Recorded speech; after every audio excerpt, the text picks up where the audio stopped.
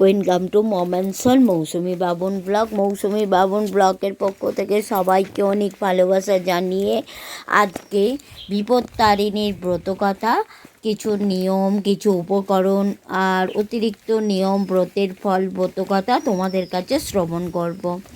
ব্রতের নিয়ম হচ্ছে আষাঢ় মাসের শুক্লা তৃতীয়া থেকে নবমী তিথির মধ্যে যে কোনো শনিবার বা মঙ্গলবারে এই ব্রত করিতে হয়। যথারীতি ঘট স্থাপন করে পুরোহিত ব্রাহ্মণের দ্বারা বিপত্তারিণীর পূজা করাতে হয়। সাধ্যমতো তাকে দান ও দক্ষিণা দিতে হয়। ব্রতের উপকরণ: ঘট, আম্রপল্লব, শশীফ ডাব, নৈবেদ্য একটি, 13 রকম ফুল, 13 রকম ফল দুভাগ করে কেটে নিতে হবে। একটি চুপড়িতে 13টি গোটা ফল, 13 গাছি লাল সুতা, 13টি দুব্বা, 13টি পান, 13টি সুপারি দিতে হবে।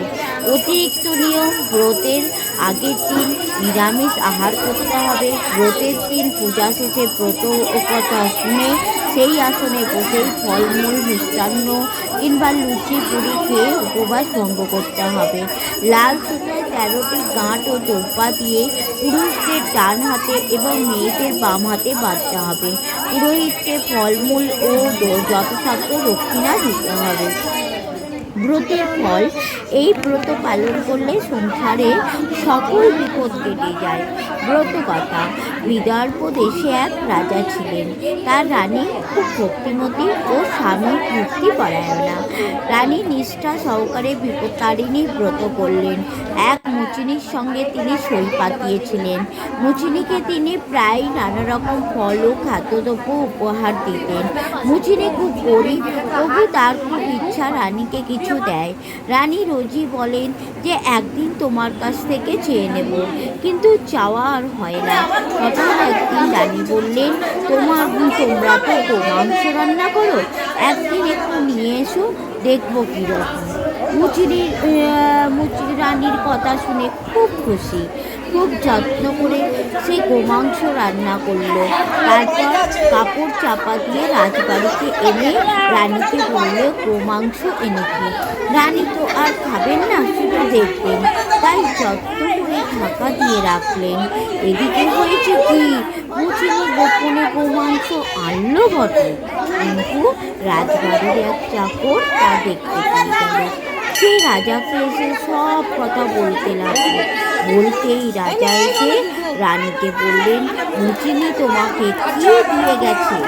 যদি আপত্তিকর কিছু সে রেখে দিয়ে থাকে তাহলে আমি তোমার শিরচ্ছেদ করব। রানী বিপদে পড়ে ভয়ে কাঁদতে কাঁদতে এক মনে মা বিপত্তারিণী দুর্গাকে ডাকতে লাগলেন।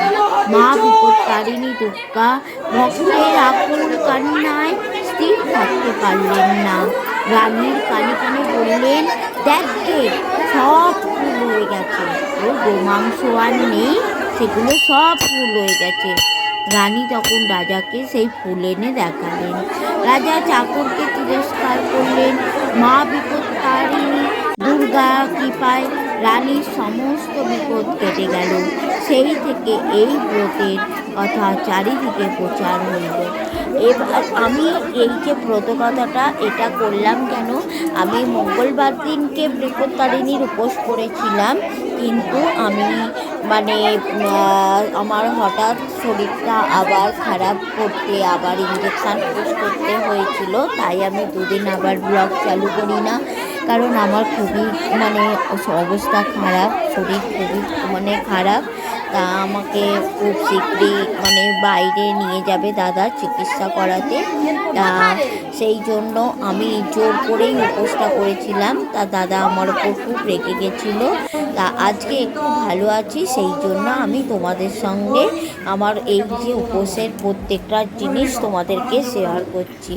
আমাদের দেশের বাবা পঞ্চানন্দের মন্দিরে আমরা প্রত্যেক বছরই বিপত্তারিণীর উপোস করি। আর তোমরা দেখতে পাচ্ছ কত দূর দূরান্ত থেকে সবাই আসে এই ব্রতের উপোস করতে।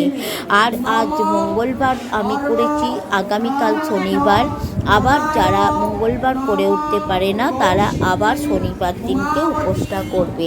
সেই জন্য রাত্রিরে আমি যেহেতু ব্লগটা করছি, তাই ভাবলাম যে ব্রতের নিয়ম, ব্রতের ফল, ব্রত কথা একবার তোমাদের সামনে শেয়ার করি। দেখো, আমাদের দেশের বাবা, আমরা দেশের বাবার পুজো, বিভিন্ন জাতিদের পুজো আগে শেষ হয়ে যায়, তারপরে দেশের বাবার পুজো হয়। দেখো, আমি যখন পুজো দিয়ে এসেছি আমি প্রচণ্ড ঘেমে গেছি। তখন কটা ঘড়িতে পাঁচটা 5:30 বেজে গেছে। পুজো দিয়ে এসেছি, এসে দেখছি কারেন্ট নেই, প্রচণ্ড গরম হচ্ছে। তার উপরে বাবুন বলছে দাঁড়াও তোমার একটা ছবি তুলি।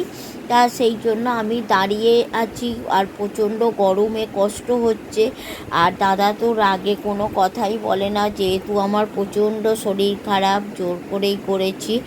আর সেই জন্যে বলছে যে তুমি এই বিপদ থেকে উদ্ধার হতে গিয়ে আরও বিপদটা বাড়াচ্ছ। দেখো, কারেন্টটা চলে এসেছে, তাই পাখার হাওয়াতে একটু দাঁড়ালাম।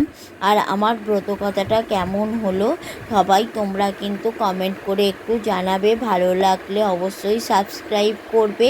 আর সবাইকে আবার বলছি যে সবাই বিপদ থেকে উদ্ধার হও, এবং বিপত্তারিণী ব্রত যারা করছো তারা এর মর্মার্থ ঠিকই বুঝবে।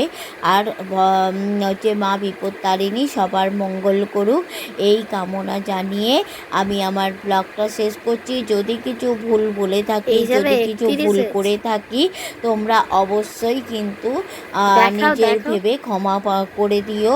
আর দেখো, আর একটা জিনিস, আমাদের বাবার পুজো দেওয়াতে একটা মেন জিনিস হচ্ছে মোয়া, আর সেই মোয়াটা বাবুনকে দেখাচ্ছি। এখানে ব্লগটা শেষ করলাম। Good night.